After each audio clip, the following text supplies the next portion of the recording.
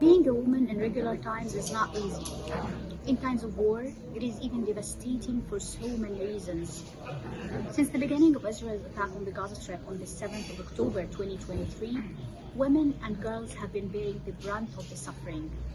And the fact that women and children constitute around 70% of the casualties does not actually reflect the reality of the ground.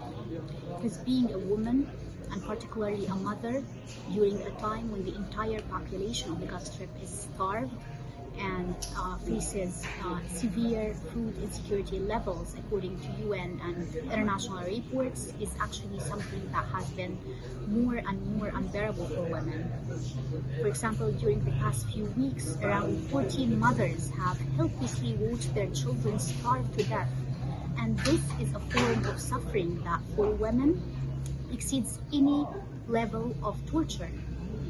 And another form of violence, for example, that has been practiced against women during this attack is the gender-based violence, and especially sexual abuse. I have interviewed women who were detained by the Israeli military for several weeks and who spoke with harrowing testimonies of sexual violence practiced against them, including strip searches in front of maid soldiers and even threats with rape during prolonged interrogations.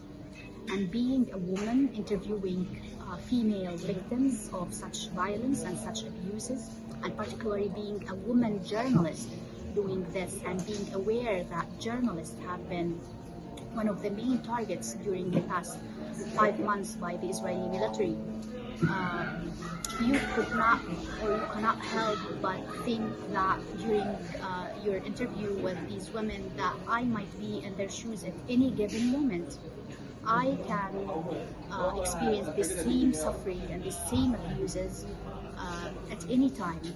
And you're just listening to them and just thinking that this is actually what could happen to me in the next few days when the Israeli forces, for example, invade my area of refuge or bomb my shelter or my home or even shoot me dead. As happened to the 133 Palestinian journalists who have been killed since the beginning of this attack.